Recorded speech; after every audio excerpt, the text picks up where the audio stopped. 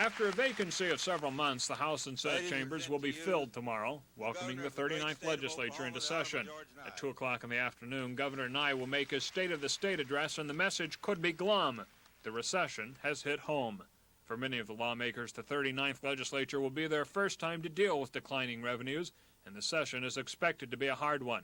But there are a few lawmakers who have dealt with the problem before, and the leadership may lean heavily on their experience. There are about perhaps 10 of us still serving in the House that were here during the 1971 session. And it's not a pleasant experience to go through a session where you see needs that need to be addressed, and very little, if any, money with which to address them. But I'm hopeful that we can utilize the experience that some of us have had through both lean times and the better years and make it a meaningful session. So this is not an entirely new experience. This isn't the first session when revenues have been down, and it surely won't be the last.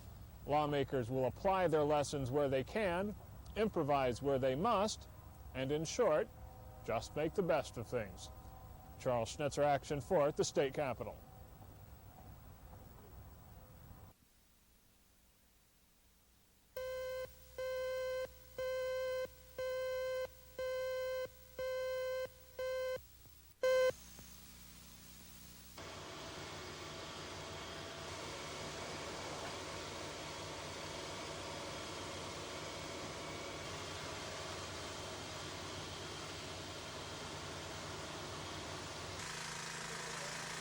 Portable heaters and space heaters are among the most potentially dangerous because they're so close to us in our homes, and we walk by them, we stand by them. And the major problem that we have involving space heaters is the fact that combustible material or burnable material is kept too close to the space heater.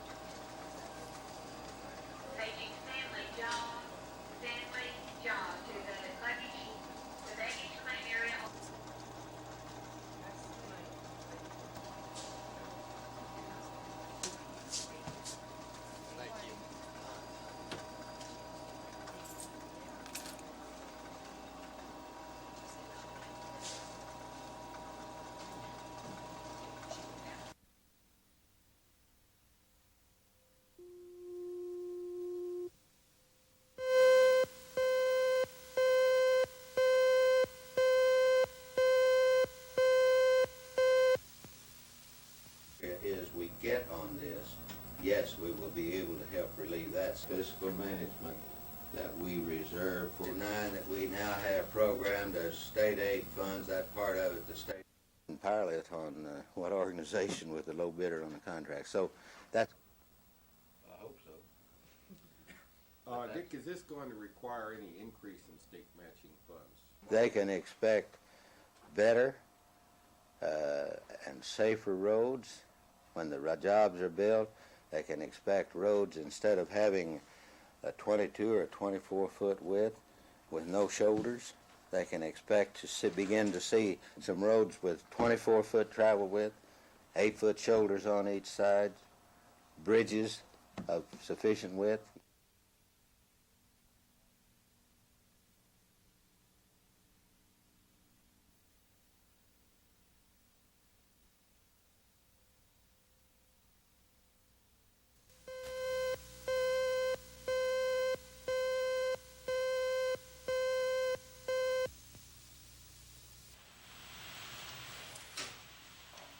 To build a stagecoach takes a special talent these days. Only there are not many people in the market for a good carriage or stagecoach. Specialty businesses like this one are being hard hit by a poor economy. The workers at Fritzell Stagecoach Company in Oklahoma City have spent much of their lives mastering this art from the past. But stagecoach builders are very limited when it comes to finding jobs. Fritzell's once employed about 20 people. Today, all but 5 have been let go. It still takes about 3,000 hours to build a good stagecoach, and much longer before a buyer is found. You wonder from day to day and week to week whether you're going to be eating. You know, it seems like the good Lord always looks after us, and we do. But believe me, you can't there's no trend. You can't put your finger on it. You can't project from one year to the next. You know, our business is going to be thus and so this year, next year we project so and so. You don't know. The average stagecoach price is $30,000 for a comfortable model. Fritzell is hoping more of his vehicles will be used for rental purposes in coming years, because stagecoach buyers are too tough to locate. Ed Stewart, Action 4 at the State Fairgrounds.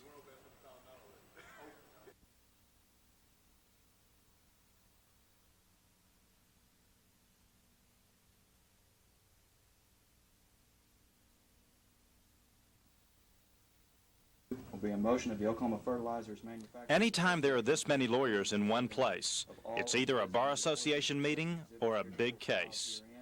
This time it's a very big case. During a 1981 audit, the Corporation Commission staff determined Oklahoma Natural Gas was purchasing and passing through to its customers the costs of unregulated gas. Now, unregulated gas goes for $9 per 1,000 cubic feet, compared to about $5 for regulated gas.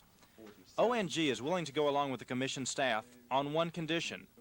It wants the Commission to reduce the price ONG is required to pay to producers under contracts negotiated before gas was regulated. Obviously, Oklahoma Natural would, of course, have been willing and would be willing today to renegotiate the prices for the 107 gas down to a reasonable market clearing level. But all of those options were closed. No producer, to our knowledge and involved in these wells, agreed to take his gas and dispose of it elsewise. And why should he? He had a captive market. 160 gas producers have intervened in the case. Their attorneys argue that setting a maximum on allowable cost pass-through would amount to regulating prices on unregulated gas. They contend the Corporation Commission doesn't have jurisdiction in the case, since the Commission isn't authorized to set prices. This hearing is expected to be a long one. It's docketed for 7 days. Then the Corporation Commission has as much time as it needs to render its decision. But that probably won't end the matter. Decisions of the Corporation Commission can be appealed to the state Supreme Court. Bill Ross, Action 4 at the Corporation Commission.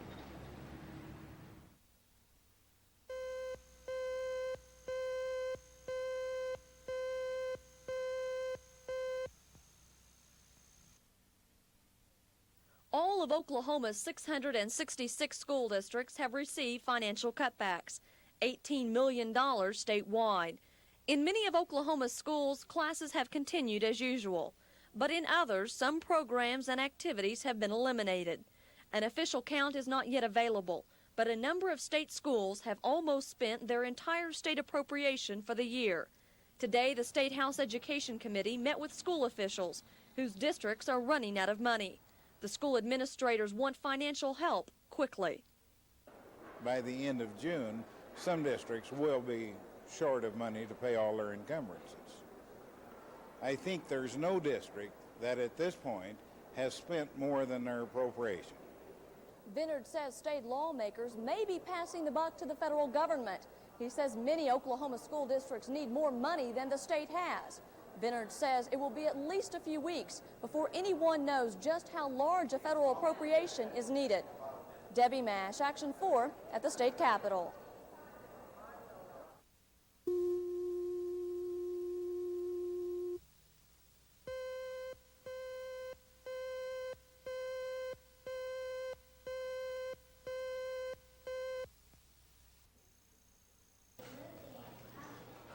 Those who go to the Mahoney Health Center for medical care can expect some long waits. The center is all-purpose in that it provides dental and prescription needs as well. Because of federal and state budget cuts, the center has laid off 15 of its 79 employees. About 2,600 people a month come here for medical attention, and the center expects to see an additional 200 new patients each month. Officials say staff may have to be reduced even more, so it's possible some sick people may have to be turned away. If we have to reduce the staff any further, it's going to mean the reduction in some of the services that we're now providing. Up to this point in time, we have managed to hold on to all of the services that we were providing. And that's a real key factor, because it's very difficult to have a service that you're providing to anyone and all at once take it away from them. It's a very hard task to do. Gaffney says a large percentage of the people who come to the center are unable to pay for their treatment. Only 300 of 8,000 patients can pay their bills without assistance. The center was hoping some could pay medical costs out of their pocket to make up for some of the lost funding. But the reality of a poor economy only means even more patients will be short of medical money. Ed Stewart, Action 4 in Northeast Oklahoma County.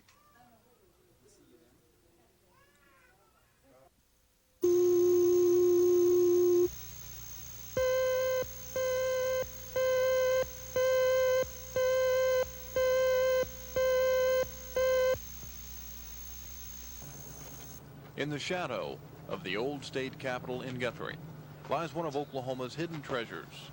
It's the Territorial Museum.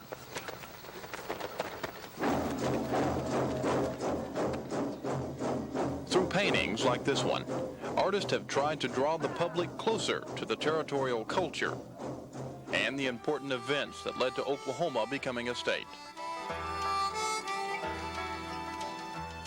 Fred Olds, one of the artists that studies the history of the state, hopes the young people of the day will have a chance at learning about Oklahoma's early days. It is a very important part of our history in Oklahoma. It is so important to our school children. Many of our school children in the past have really not had an opportunity to learn Oklahoma history. Now, their history starts perhaps as early as the first grade, and we are giving them plenty of it. This museum is like a school. We do a lot of teaching here. Browsing through the museum, it's easy to see the changes that have been made in the way Oklahomans live.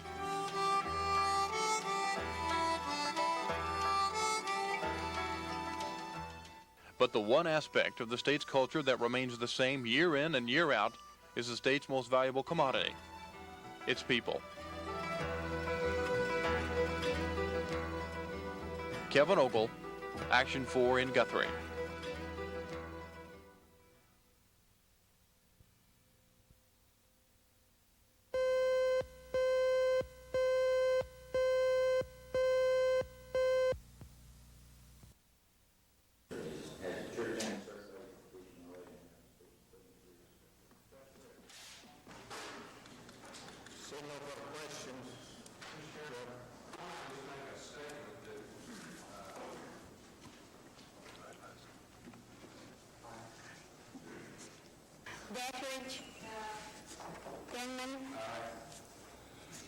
They've got it nationwide, and the quarter horse people, the thoroughbred people, and the dog people work together all over the United States.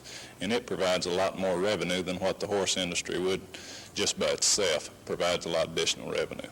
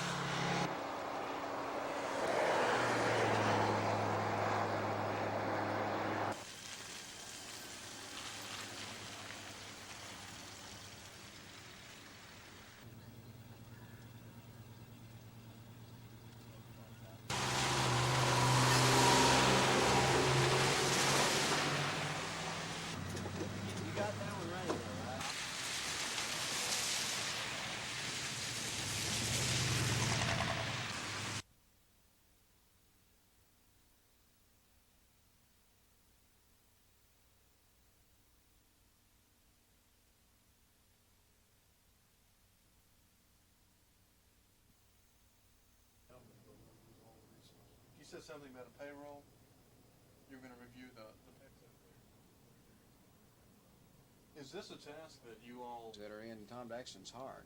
And I think by the fact that they have occurred, or that they are questions now, that we should at least satisfy the need to answer them at least. Oh, you know, when the governor and Mr. Hagee and Mr. Daxton all say that there is a need for an audit out there, and apparently there is a need for an audit out there. Routinely, we would probably not have got back to the narcotics office for at least a year, but you know, with a request, the need does exist that it needs to be done now.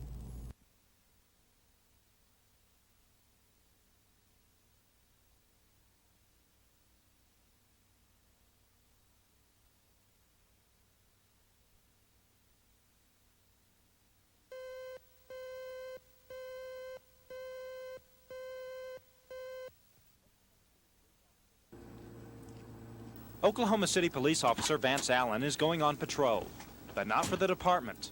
He's going to work for the Quail Creek Homeowners Association. About 3 years ago, burglary, vandalism, and yard trenchings were commonplace in the Quail Creek area. A group of homeowners privately employed an off-duty police officer. He was immediately effective.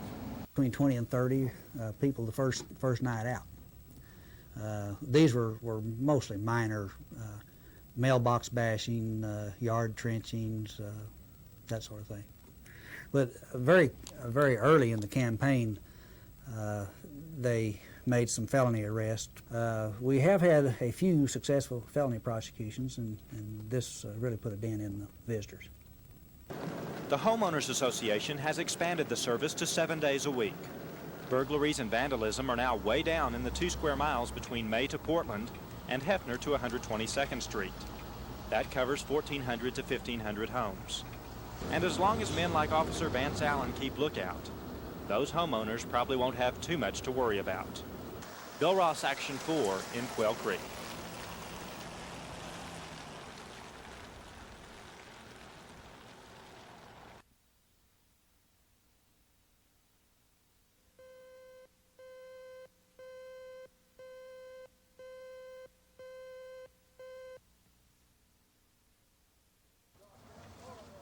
Hundreds of Oklahoma City residents stood in line for up to 3 hours, braving wind chill temperatures in the teens. They were waiting for food, 7 pounds of free butter and cheese. The dairy products are given away by the federal government. The program helps to reduce stock in government warehouses, and it's also helping the poor and elderly on fixed incomes. People in need keep increasing every day, funds go down. There's a lot of people out there that sincerely need help. At this center alone, almost 1,000 people filled out the forms necessary for receiving the cheese and butter, but more than 300 of them went home empty-handed. We turn away as many as we serve. Now that's the hard part, when you have to turn them away, when you say there's no more. Other food giveaways will be announced in the near future. Debbie Mash, Action 4.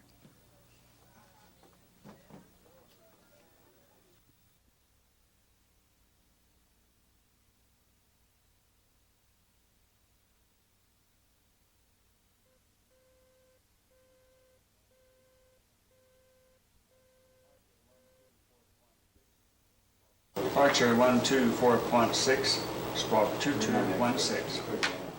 Traditionally, Americans have gone to work for their government for several reasons. There's always been a lot of security in working for Uncle Sam, wages have been fair, and the retirement system has been outstanding.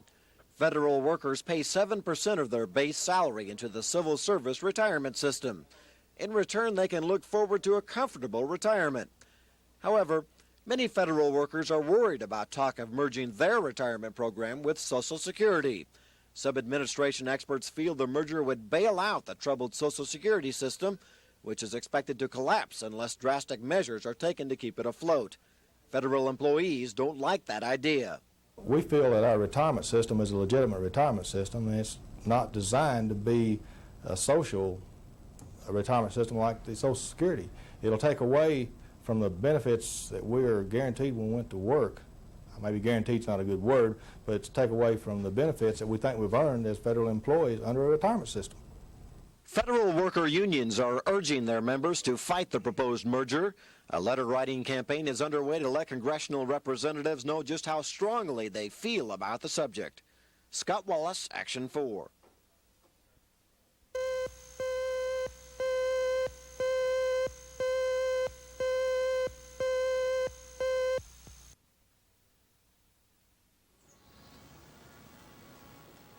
To the best of my knowledge, the victims were trying to get out of the house. They were in an area more or less headed toward exits, but it looked like they had came disoriented and lost in their own home.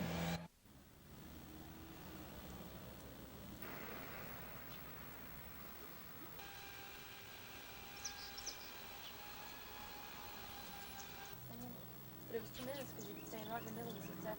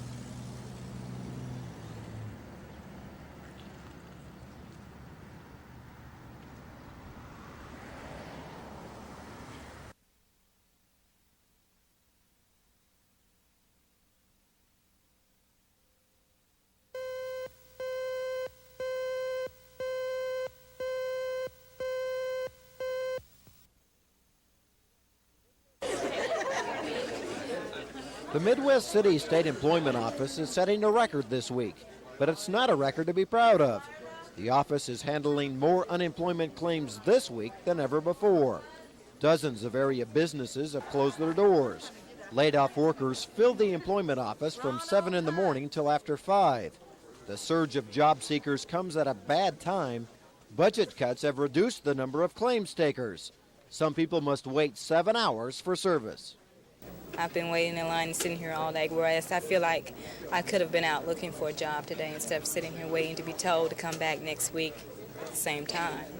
I had an 8 o'clock appointment. There were 136 people ahead of me already. I believe this is about the worst I've seen. I've been here in the Oklahoma City area about 17 years. It's about the worst I've seen. We have to cut off walk-ins because we have people scheduled back who have filed previously.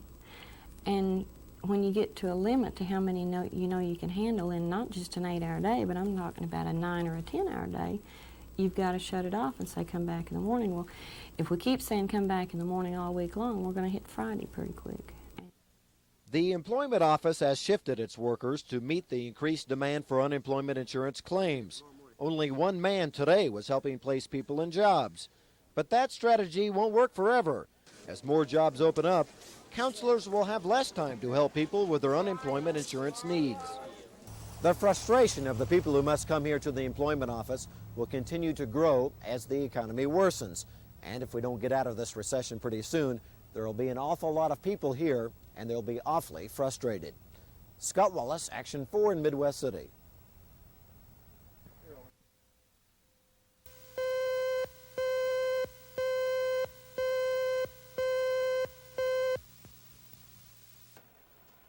Health care isn't cheap, but for many in the workforce, it's affordable through insurance. Frequently, an employee's company has a policy. It covers most of the medical and hospitalization costs a sick worker may sustain. But rising unemployment has created increased health problems.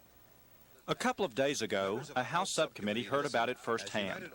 Douglas Fraser, the president of the UAW, said 25 to 30 million people lost their health insurance protection last year. Some of the people who lost benefits testified about their reluctance to seek medical care. Hazel Day can empathize with those people. She cares for a friend's child during the week to earn money. Hazel's husband lost his job last month. The Days and their 2 sons moved in with Hazel's mother. Well, my son took sick just a couple of days before New Year's Eve, and we thought it was the flu, and we kept putting off taking him to the doctor or hospital or anything because my husband had lost his insurance and everything. The boy has diabetes. Hazel herself has a bad knee, but there's no money or insurance to pay for treatment. I don't know, I've developed a philosophy a long time ago. I take it one day at a time. My grandmother's got ulcers from worrying about things, and you can just worry so far. Then you got to let somebody else take care of it. Bill Ross, Action 4 in Bethany.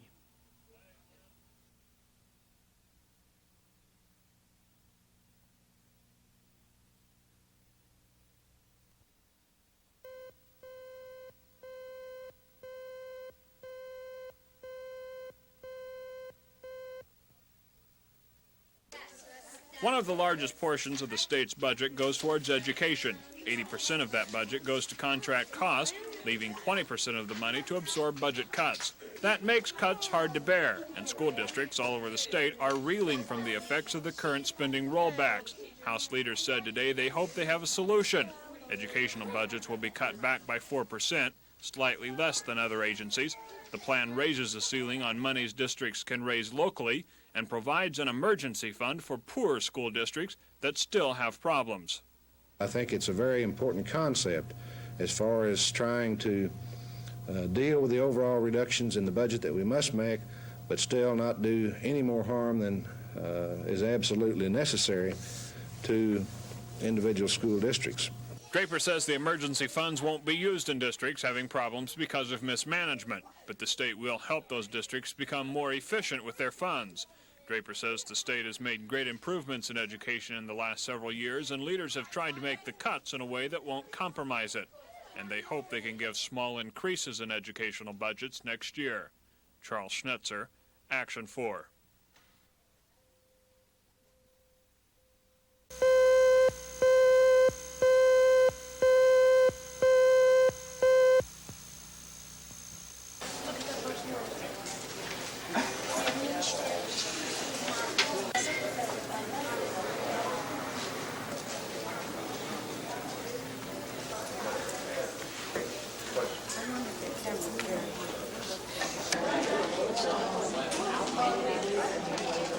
That we should see influx of money coming the latter part of April and into the first part of May that will partially restore our trust fund to a better level in relation to potential liability.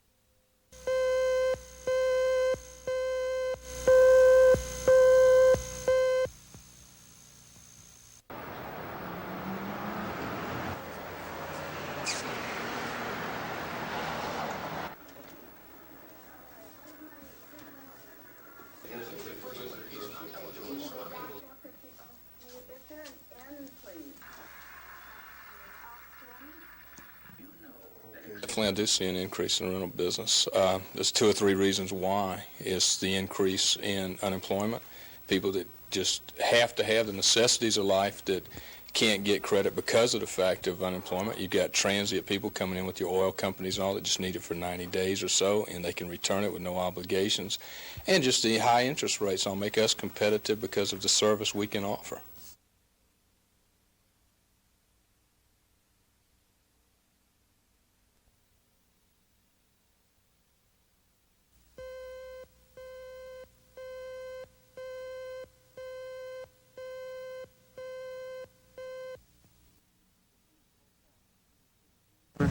We'll come in for both sides when I give you the signal. Okay, Danny, you go with me. Get you. Vic and his troop of Navy Sea Scouts take this battle of war wits pretty seriously. And why not? For the youth interested in making the service a career, there's no better training. This is getting a taste of the real military life. Correspondent. Danny, take this side. Let me take that side. Roger. I'm left-handed. There's plenty to learn in the wilds of the battlefield. Things like proper radio communications and moving through the woods unseen, as if you're a part of the trees and the grasses. Nothing is the same when your life is constantly in danger. You must learn to walk, talk, and think differently. Today's on-the-spot training is invaluable to those scouts that want to go into the military. It's also good for those that are here for the fun. Everyone takes home something useful. This whole exercise is going to be a total strain on themselves personally, and I hope that they realize that they can actually push themselves further than what they think they can.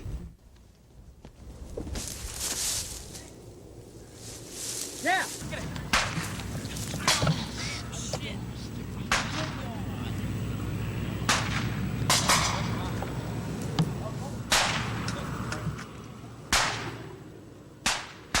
The constant confrontations between the two troops never seemed to leave one group ahead. On the scorecard, they were even. There was no winner or loser.